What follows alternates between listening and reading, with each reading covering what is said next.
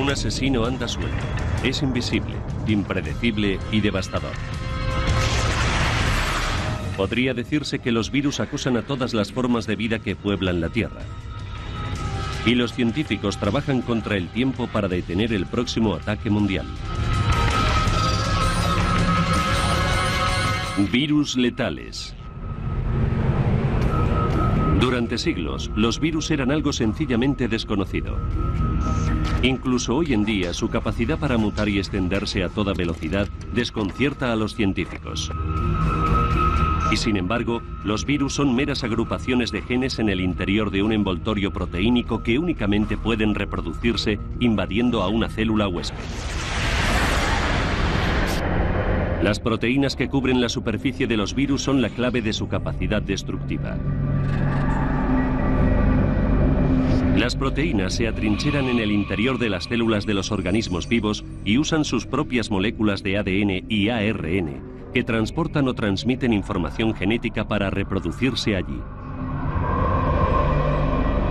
Los virus del ARN son los más letales porque mutan con gran facilidad. A esta categoría de alto riesgo pertenece el virus de la enfermedad conocida como SARS, o síndrome respiratorio agudo grave. Noviembre de 2002. Esta enfermedad respiratoria desconocida se extendía por el sur de China. En cuestión de meses, el SARS infectó a 8.000 personas y mató a casi 800. Los civiles vivían asustados e imploraban clemencia divina. Pero su destino se encontraba en las manos de este hombre, el profesor Yi Wan, un especialista en gripe del Hospital Queen Mary de Hong Kong. Él fue quien se hizo cargo del caso del SARS. Al parecer, el virus se transmite a través de un estrecho contacto personal, por lo que existía el riesgo de que se propagara rápidamente.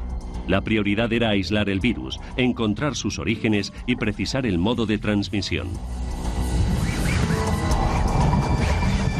El sur de China es un caldo de cultivo perfecto para los nuevos virus. La combinación de densidad de población humana y animal convierte a esta región en una bomba de relojería vírica.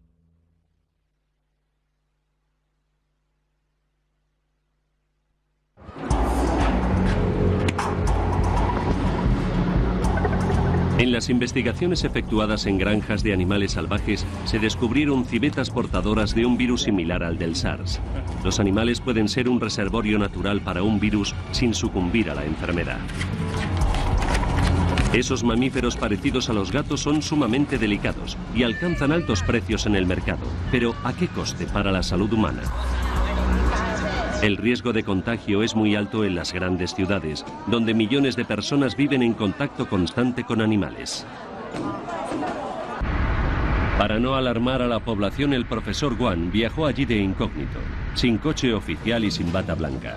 Era de vital importancia que conociera la situación y para ello procedió a inspeccionar los mercados de aves de corral, pues esos animales son potenciales vectores de la enfermedad.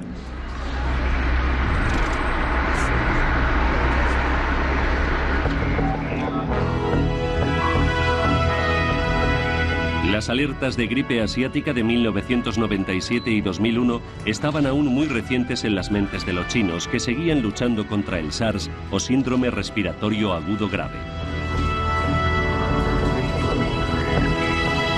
El virus y su reveladora corona de proteínas pertenecen a la familia de los coronavirus.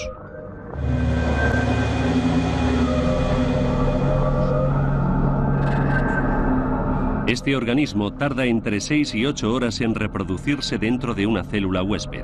Posee una de las mayores estructuras genéticas de todos los virus de ARN, por lo que su mejor arma es su capacidad para mutar. En un primer momento, las autoridades mantuvieron en secreto la aparición del SARS. Pero luego, ante el riesgo de que se desencadenara una pandemia en todo el mundo, se pusieron a trabajar sin descanso e implantaron medidas que cambiarían por completo la vida cotidiana de los chinos.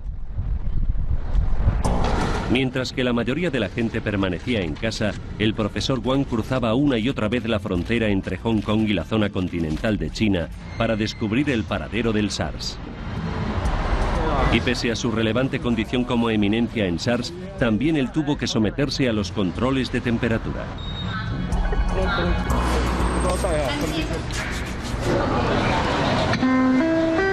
Las regulaciones en materia de higiene eran draconianas.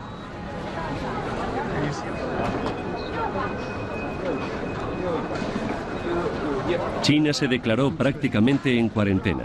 Los principales aeropuertos examinaban a los viajeros con detectores térmicos y se interceptaba a quienes tenían una temperatura superior a lo normal.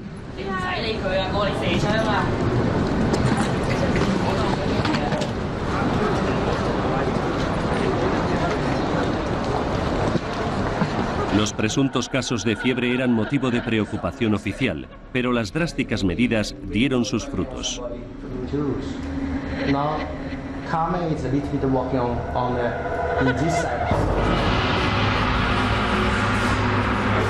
El virus dejó de propagarse casi tan rápido como empezó a hacerlo. Sin embargo, el profesor Guan y su equipo permanecieron alerta.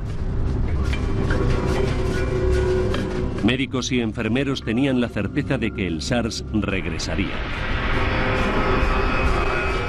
El profesor Guan considera que el próximo brote será aún peor, ya que el virus mutará para sobrevivir.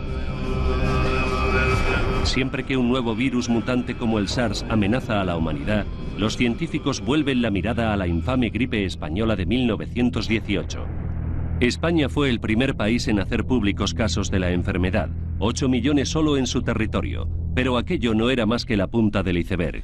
Hoy, en el Instituto de Patología de las Fuerzas Armadas de los Estados Unidos, el profesor Jeffrey Taubenberger trata de garantizar que no vuelva a producirse una catástrofe igual. Lo que sabemos en estos momentos es que probablemente todas las personas vivas en el año 1918 respiraron el virus de la gripe, aunque solo entre la mitad y un tercio enfermaron. Eso sí, un elevado porcentaje de los enfermos falleció a consecuencia de la gripe. La cifra de víctimas mortales que causó la epidemia fue superior a la de la Primera Guerra Mundial. Hoy por hoy, se cree que entre 50 y 100 millones de personas perdieron la vida en poco más de un año. Los enfermos se ponían azules, los pulmones se les llenaban de fluidos y literalmente se ahogaban en cuestión de días, a veces incluso horas. Casi la mitad de las víctimas estadounidenses en la Primera Guerra perecieron de ese modo. Y en aquel momento, nadie sospechaba de un virus. Las claves del misterio de la gripe española se encuentran en los archivos de las Fuerzas Armadas estadounidenses. Allí hay diminutos bloques de parafina en los que se conservan millones de muestras de tejidos procedentes de víctimas de la enfermedad. En 1996, el profesor Taubenberger empezó a secuenciar el genoma, es decir, a trazar el mapa genético del virus. Pero el banco de tejidos carecía de suficientes muestras bien conservadas para crear un retrato completo del asesino. El profesor Taubenberger necesitaba la ayuda de un tenaz buscador de virus para encontrar más muestras.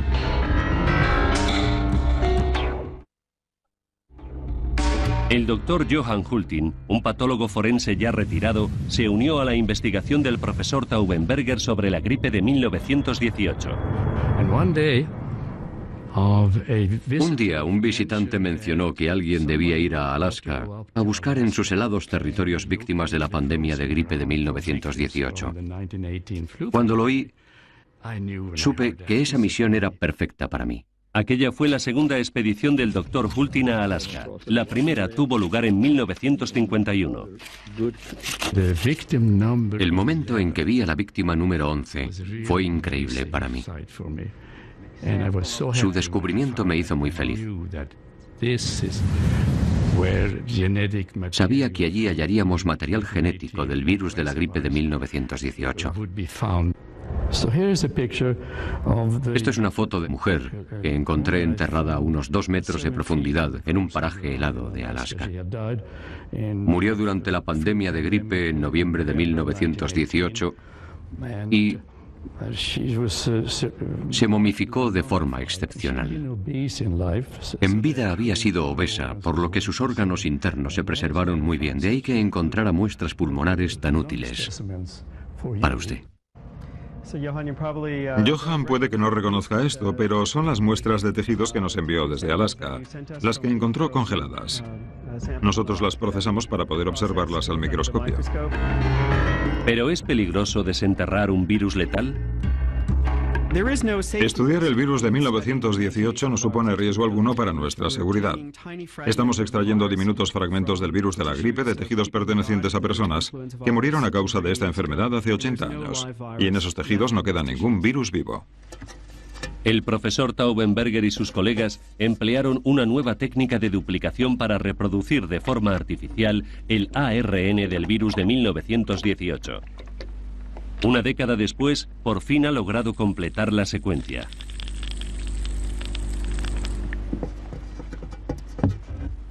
El análisis de los genes y las proteínas revela leves mutaciones que quizás bastarán para permitir al virus burlar al sistema inmunitario humano.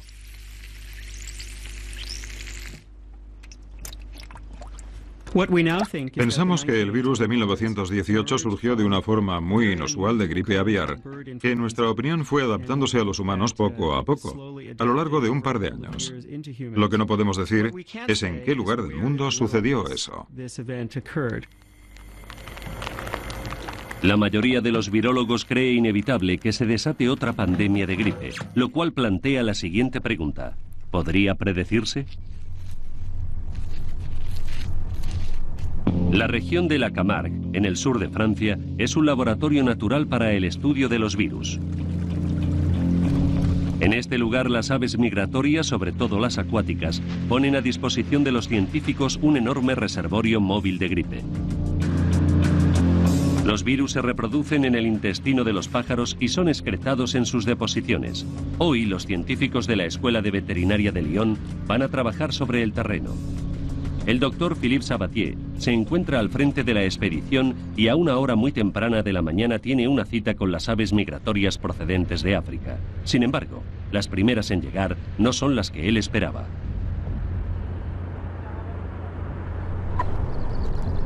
Es increíble. Está un poco cansado. Todos los años varios miles de millones de aves regresan a Europa para pasar el verano, y lo hacen a través de la Camargue, el delta de un río que se extiende a lo largo de casi 1000 kilómetros cuadrados. Antes pensábamos que los animales tenían virus particulares, al igual que los hombres. En definitiva, que cada especie tenía sus propios virus. Pero la historia reciente de la virología nos ha llevado a comprender que ciertos virus pueden pasar de una especie a otra indistintamente. El doctor Sabatier investiga los virus que saltan de una especie animal como es un pájaro a otras como el ganado y los caballos.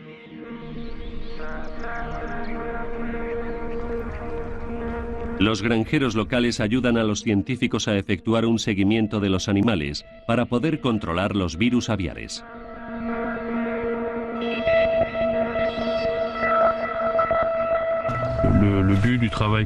El objetivo de nuestro trabajo es comprender mejor los distintos riesgos para poder reaccionar con mayor rapidez y de ese modo evitar la propagación. Por suerte, la barrera de las especies no es tan fácil de traspasar. Un virus se vuelve contagioso cuando se adapta a la acidez y al entorno genético y proteínico de su huésped. Y para colonizar a otro huésped, muta. El mayor temor de los científicos es que un virus transportado por un animal pueda infectar la misma célula que otro procedente de un humano.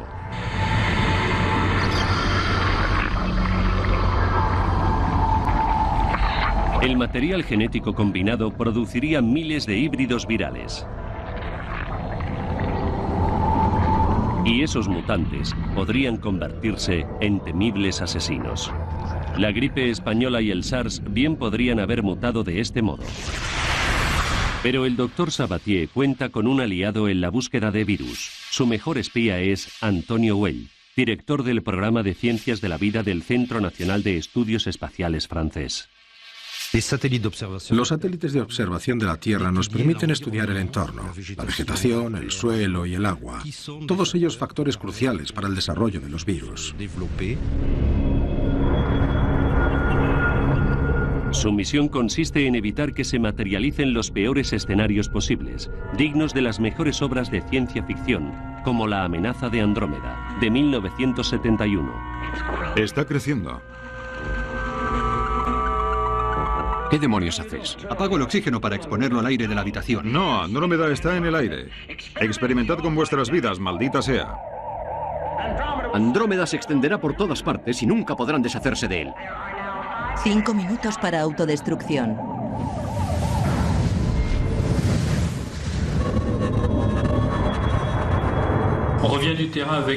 Acabamos de regresar de la expedición sobre el terreno y traemos varias muestras. Probablemente encontremos algún positivo que procederemos a enviar al Instituto Pasteur para que aíslen los virus. ¿Tienes algún dato del satélite que sugiera un riesgo de epidemia hoy? Antonio Weil y Philippe Sabatier forman parte de un programa de seguimiento mundial llamado BIRD. Su objetivo es reducir el riesgo de propagación de los virus a través de los desplazamientos de las aves migratorias. Colocando microtransmisores vía satélite en los pájaros, los científicos pueden seguirles allá a donde vayan. Hemos recibido las últimas emisiones de las garzas. Algunas ya han llegado cerca de Mauritania. A continuación se anotan las escalas de los pájaros y sus destinos finales, y se procede a dividir la Camargue en hábitats.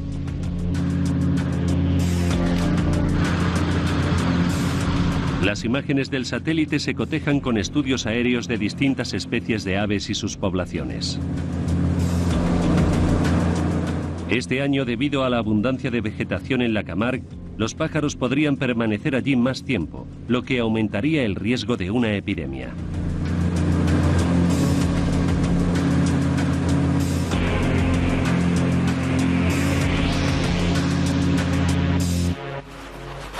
Controlar los movimientos de los gansos será complicado. No se muestran muy dispuestos a colaborar. El doctor Sabatier quiere saber más sobre las pautas de su migración. El problema es colocar el transmisor.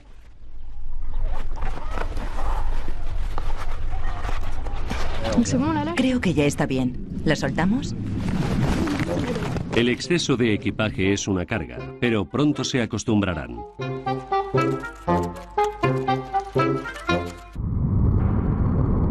No todos los virus necesitan a los pájaros para desplazarse. El hombre es el vector de la viruela.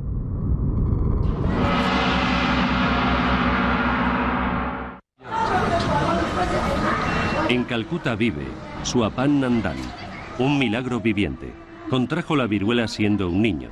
Todas las noches reza a Shitala Mata, la diosa de la viruela, para que le perdone la vida.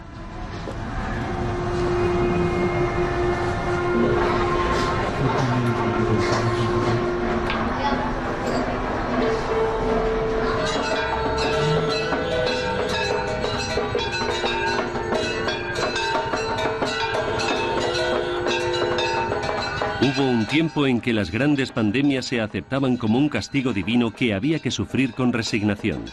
India fue uno de los países más afectados por la viruela.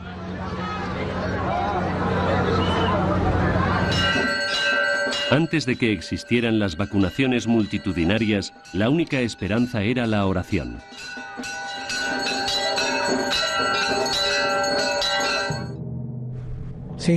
Entonces no había cura para esta dolencia y los enfermos padecían grandes sufrimientos a causa de las pústulas. En un intento de encontrar cierto alivio, se envolvían en hojas de plátano que refrescaban el cuerpo y calmaban los terribles dolores de la piel.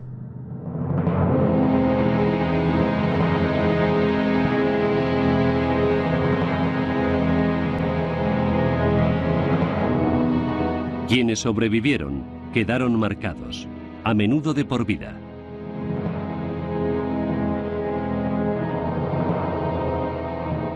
Un indio que hizo algo más que rezar por las víctimas fue el doctor Yaladi Kumar Sarkar.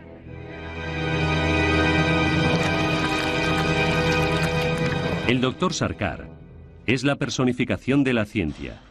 Este hombre creó el primer laboratorio de virología e impulsó el programa de vacunación nacional.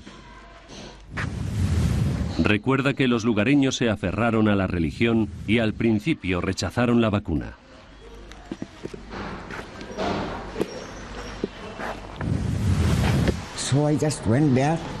Entonces fui allí y les hablé durante un buen rato como si fuera un orador. Les dije, ¿por qué creéis que hemos venido hasta aquí? No por mí, sino por vosotros. Queremos protegeros. Y cosas así. Después de la conferencia accedieron. En los años 60, la Organización Mundial de la Salud lanzó una campaña mundial para la erradicación de esta enfermedad. En 1975, India se convirtió en uno de los últimos países en acabar con la viruela. La historia de esta enfermedad es larga y dolorosa. Los chinos trataron de vacunarse contra ella ya en el siglo VIII. Se autoinmunizaban inhalando un polvo elaborado con costras infectadas de víctimas. Más tarde, en Europa, ese mismo polvo empezó a administrarse efectuando una punción en la piel, método conocido como variolización. Fue el primer paso en la guerra del hombre contra todos los virus. Durante su último siglo en la Tierra, la viruela mató a más de 500 millones de personas. Otras varias decenas de millones murieron a causa de la rabia, la fiebre amarilla, la gripe y, por supuesto, del VIH, el virus del SIDA. Esta es una guerra defensiva en la que el sistema inmunitario humano necesita un arsenal de armas siempre cambiante.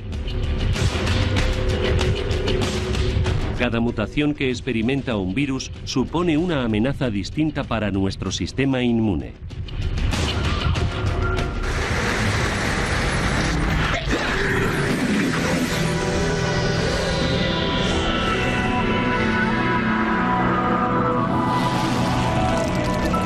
Las vacunas refuerzan las defensas de nuestro cuerpo, entrenando al sistema inmunitario para reconocer a los invasores. Las células T ayudan a los glóbulos blancos en su misión informándoles de la identidad de todo intruso, al que sea necesario acorralar y atacar. Nuestros glóbulos blancos producen anticuerpos que se adhieren a las proteínas de la superficie de los virus.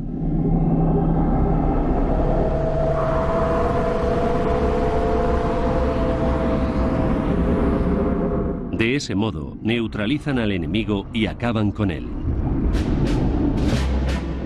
Sin embargo, para crear una vacuna, los científicos deben entablar una relación íntima y personal con el enemigo. Este laboratorio posee lo que se conoce como nivel 4 de bioseguridad. Significa que en él, los astronautas del microcosmos pueden examinar virus activos sin riesgo alguno. Los virus tienen la capacidad de filtrarse a través del plástico y el cemento, pero gracias a materiales sintéticos como el poliuretano y a los trajes protectores creados para la industria nuclear, ahora los científicos pueden enfrentarse directamente a ese desafío con total seguridad. Este tipo de laboratorios son herméticos y la presión que se mantiene en su interior es inferior a la externa.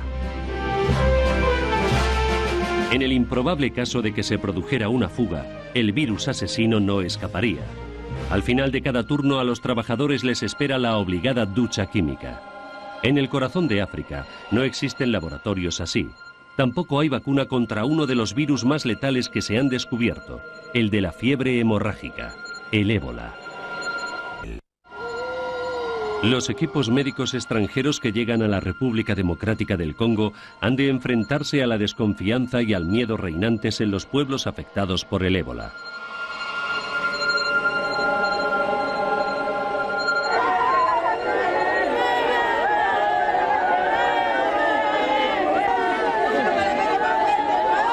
El doctor Eric Leroy, un virólogo del Instituto de Investigación para el Desarrollo del Gobierno francés, o IRD, acude al lugar lo antes posible.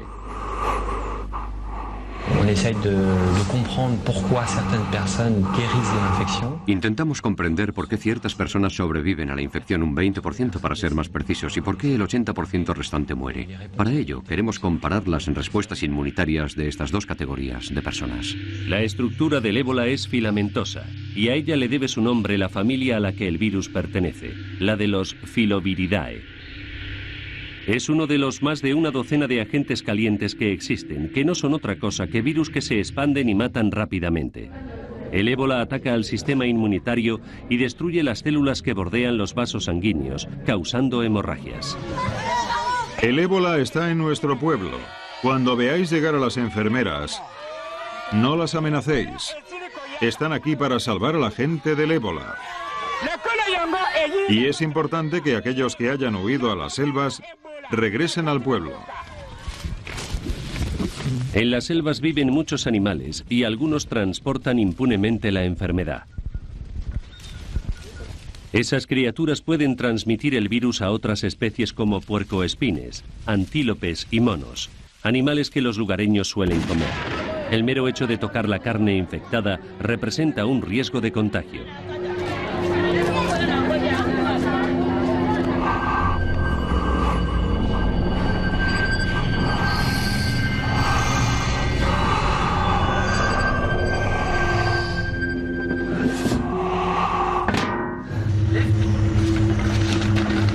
El ébola se transmite por contacto físico y mediante la exposición a los fluidos corporales de las víctimas.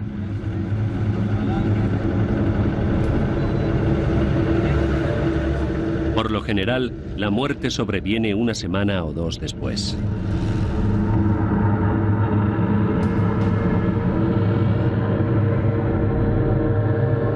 Los voluntarios entierran a los fallecidos con gran cuidado, ya que temen por su propia integridad. Los pueblos se ponen en cuarentena para interrumpir la cadena de contagios. ¿Sabías que la zona estaba en cuarentena antes de marcharte a...? Sí, lo sabía. ¿Y por qué no viniste a vernos? Queremos salvar las vidas de todos, y si estás enfermo y te vas a una ciudad tan grande como Brazzaville, será el fin, porque Brazzaville también caerá. Los equipos locales de enfermeros se toman muy en serio su formación. No en vano suelen ser las primeras víctimas.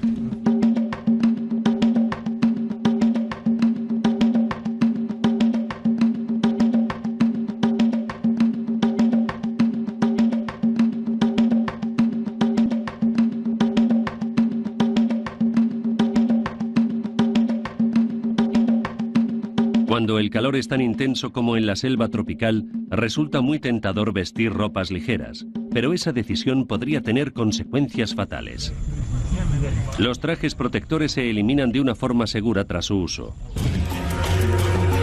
Ningún virus, ni siquiera el ébola, puede sobrevivir a esto.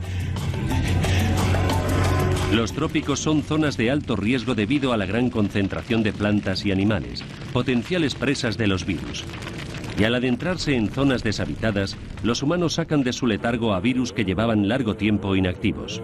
Los cazadores de virus van tras ellos. La acción del hombre ha modificado más de la mitad de la masa continental de nuestro planeta. Las repercusiones de nuestros actos no son ni mucho menos superficiales. La influencia del ser humano en la aparición de estas enfermedades y en los cambios que se han producido en la ecología mundial es enorme. En ese aspecto, somos nuestro peor enemigo.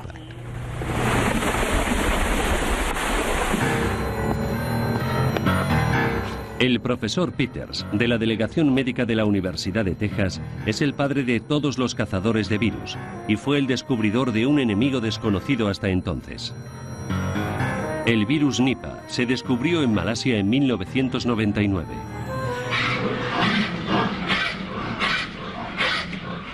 El Nipah se extendió a los hombres a través de cerdos que padecían enfermedades respiratorias.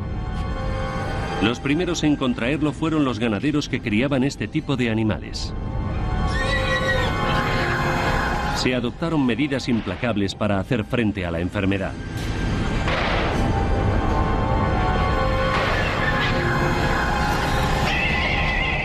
Un millón de cerdos fueron sacrificados. Pero para empezar, ¿cómo contrajeron ellos el Nipah? Los investigadores creen que el reservorio del virus era el murciélago y que él se lo transmitió a los cerdos. A los virólogos les preocupa que el Nipah haya infectado también a perros y gatos. Este virus puede franquear sin problemas las barreras biológicas, motivo por el cual el profesor Peters lo clasifica como uno de los descubrimientos virales más aterradores de todos los tiempos. Solo los virus anónimos y letales superan los controles de seguridad sin identificación. Buenos días, disculpe, ¿puedo ayudarle? Un nuevo virus de Asia. Soy el Dr. Peters. Dr. Peters, ¿puedo comprobar si tiene autorización para acceder al edificio, por favor? La gente siempre te pregunta cuál es el más grande, el peor, el que hace que te despiertes sudando en mitad de la noche y esas cosas. Pero lo cierto es que nadie sabe cuál será el próximo virus letal que aparecerá. Lo que sí podemos afirmar, en cambio, es que los peores virus son aquellos capaces de transmitirse de persona a persona. Ese es el grupo de virus que más nos preocupa.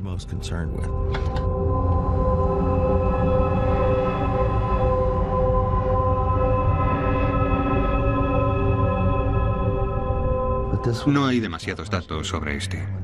Dado que no existe una buena red de control, cuando todo sucede en otros continentes, carecemos de un buen sistema para estudiar los detalles de lo ocurrido. Y en mi opinión, eso nos pone en peligro. Cada 2 o 3 años, un nuevo virus ataca al ser humano. Nadie sabe de dónde procede, cómo se transmite o las dimensiones que podría tener una epidemia. Lo único que podemos afirmar con certeza es que tendrá lugar otro ataque con consecuencias fatales. Habrá millones y millones de muertes, y todo eso tendrá una notable repercusión, no solo en lo que a los muertos y enfermos se refiere, sino también en el ámbito de la práctica clínica, cuya naturaleza cambiará. Toda esta situación tendrá graves consecuencias para la economía. La gente no querrá subir a los aviones porque son cámaras cerradas en las que pueden circular los virus, y no habrá mano de obra para recoger las cosechas. En la Tierra viven más de 4.000 especies de virus, y sin embargo, el porcentaje de estos organismos que ataca al hombre es muy pequeño. Antes de sacar los virus de sus contenedores, son sometidos a un complejo proceso bioquímico que culmina con su desactivación. De ese modo, los científicos pueden estudiarlos sin protección.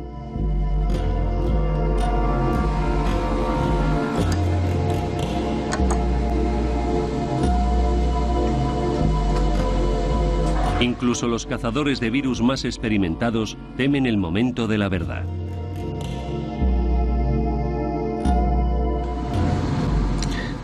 Eso es muy interesante. A mí me parece SARS. Sí, eso parece. Sí, echemos un vistazo a la micrografía para asegurarnos. Sí. El profesor Peters ha participado en todas las grandes cruzadas contra los virus, lo cual le ha costado algún que otro sacrificio personal.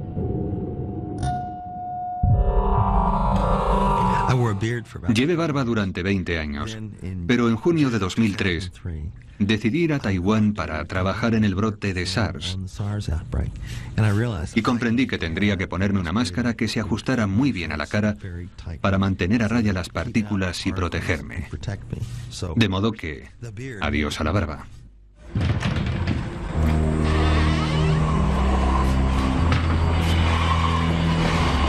El profesor Peters ya se ha retirado del trabajo de campo, pero ahí fuera hay otros cazadores de virus. El biólogo brasileño Luis Eloy Pereira y su equipo del Instituto Adolfo Lutz de Sao Paulo estudian a la víctima de una enfermedad desconocida. El suyo es un verdadero trabajo detectivesco que les obliga a buscar pistas del paradero del asesino fuera del laboratorio. El equipo inspecciona las cuevas, los campos, los bosques y los pantanos de Brasil en busca del virus. Renato, este animal es un vampiro porque es hematófago, pero además es un reservorio de arbovirus ya que vive en la selva. Los arbovirus se transmiten mediante insectos que se alimentan de sangre. El clima tropical de Brasil y la variada fauna y flora del país constituyen un entorno perfecto para el desarrollo de estos virus. Los arbovirus causan todo tipo de dolencias, desde fiebre moderada en los humanos hasta encefalitis o inflamación del cerebro, enfermedad potencialmente letal. Y los murciélagos y los roedores figuran nuevamente entre los sospechosos habituales.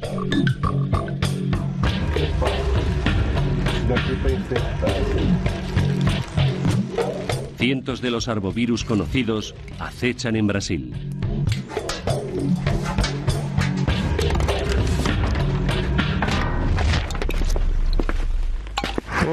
Renato, estos son los roedores que capturamos y en los que detectamos arbovirus, ¿te acuerdas? Voy a dejar esto aquí en la estantería para su identificación, ¿entendido? Sí.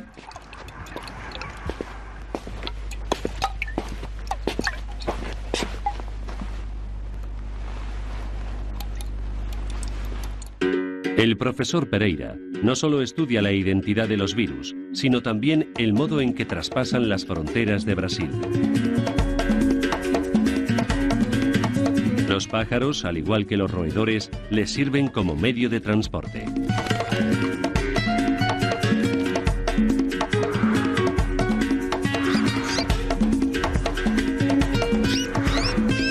Brasil es un vasto corredor lleno de aves que migran de un hemisferio a otro.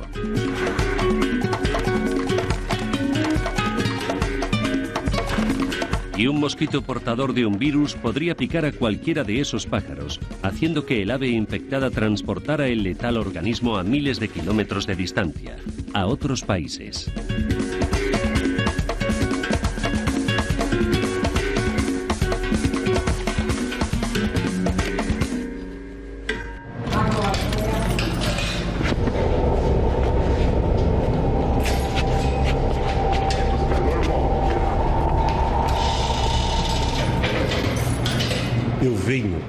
Llevo 35 años cazando virus. Mi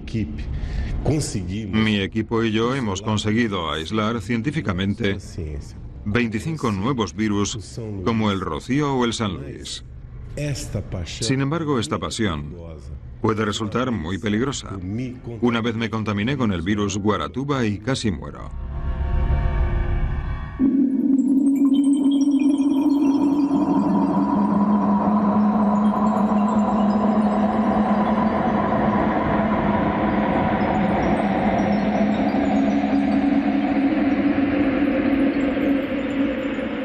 Todos los años, el Instituto Adolfo Lutz realiza pruebas con 30 muestras virales procedentes tanto de animales como de humanos.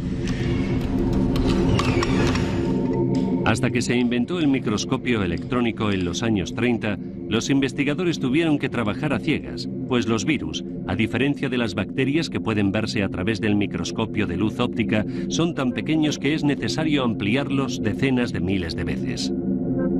E incluso así, de las proteínas de su superficie no se aprecia más que un vago perfil.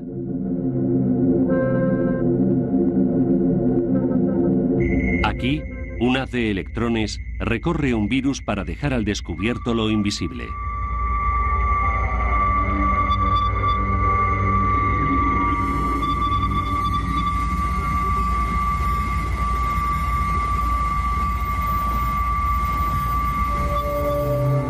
El grosor de un cabello humano es de 1/100ª de milímetro, el de una espora de moho de varias milésimas de milímetro y el de una bacteria de 1 sola milésima de milímetro. Es el mundo de los virus. El de la viruela es uno de los más grandes con sus 2 10 de milímetro.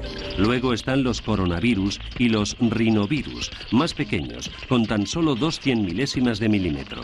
Estas cifras que nos nublan la mente son vitales para virólogos como el doctor John Ives Sgro.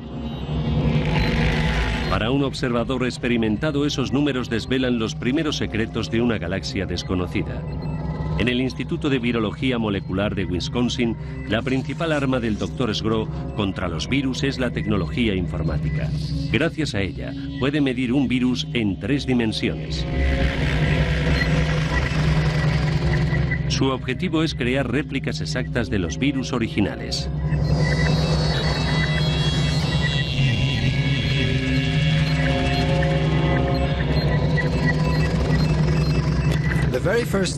Para mí, ver por primera vez la imagen de un virus en la pantalla fue algo muy emocionante. De repente, a partir de todos esos grupos de números que normalmente no significarían gran cosa para nadie, cobró vida este nuevo mundo al que nadie había ido antes. Un nuevo mundo con montañas, valles y cañones que podían trazarse en un atlas tridimensional de todos los virus.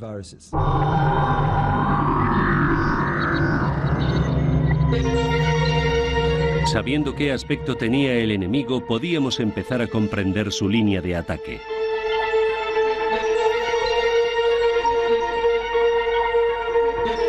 Pero entonces entró en escena un virus excepcional que eclipsó al resto.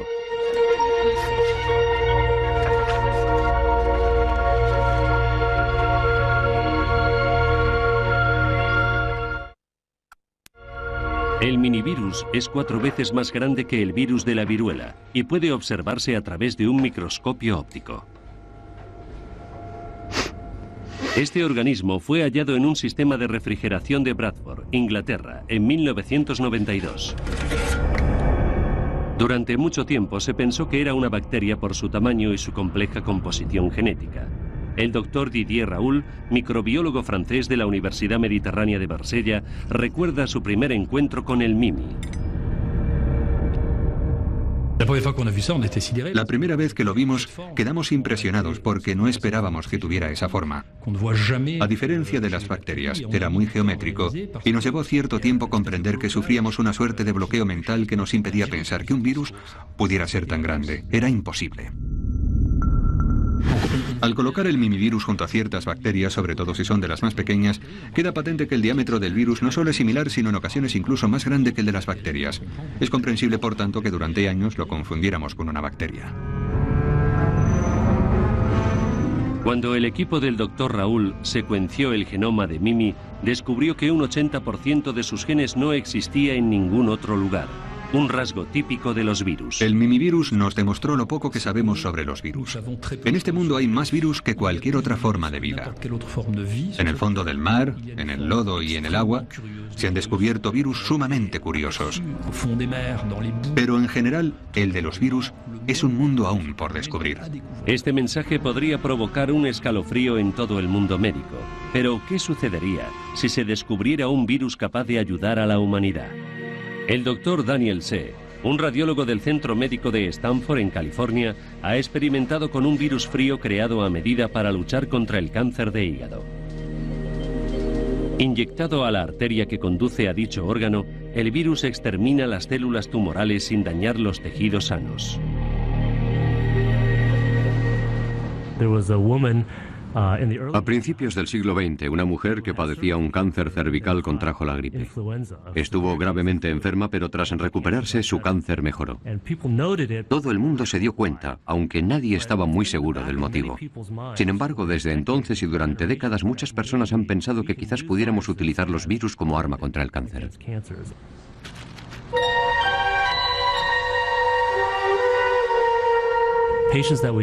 Pacientes a los que no dábamos más que unos meses de vida sobrevivieron como media un año más. No estamos ante un milagro, ya que la mayoría de esos pacientes acabó falleciendo de cáncer. Pero si logramos prolongar algo su vida. Estas son las imágenes del TAC de un paciente al que se aplicó un tratamiento con el virus Onyx. Cuando se tomaron estas placas, sufría un cáncer que ya se había extendido al hígado. Todas esas zonas negras que se aprecian en el órgano son tumores. 7 meses después de iniciar el tratamiento con el virus Onyx, realizamos un TAC de seguimiento y las imágenes revelaron que la mayoría de los tumores había desaparecido por completo.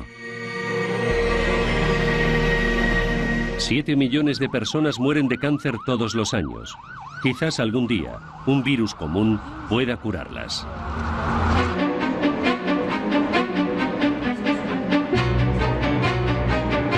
Los investigadores están utilizando al enemigo más insidioso del hombre para conseguir otros remedios.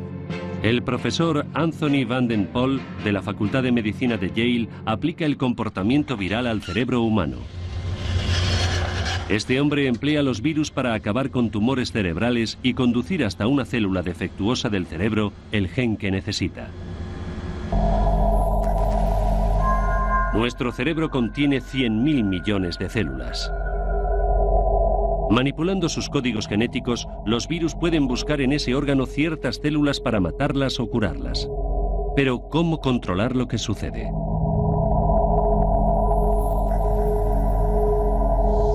El profesor Van Den Pol marca los virus con los genes fluorescentes de las medusas y luego los sigue en su carrera de obstáculos a través del cerebro hasta la célula objetivo.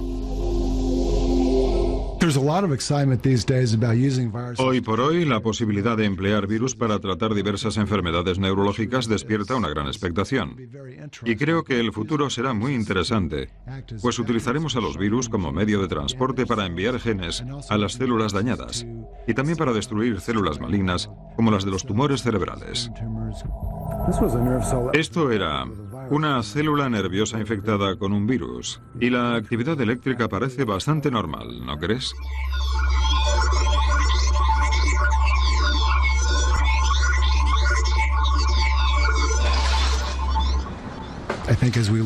En mi opinión, cuanto más sepamos sobre los virus, sus códigos genéticos y su comportamiento en el interior de las células, más cerca estaremos de poder utilizarlos en nuestro beneficio.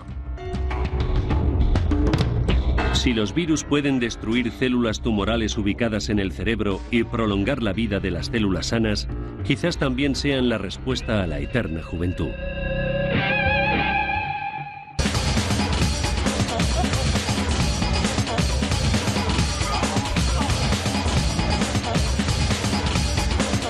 Sin embargo, este nuevo rayo de esperanza queda oscurecido por la amenaza de otra pandemia.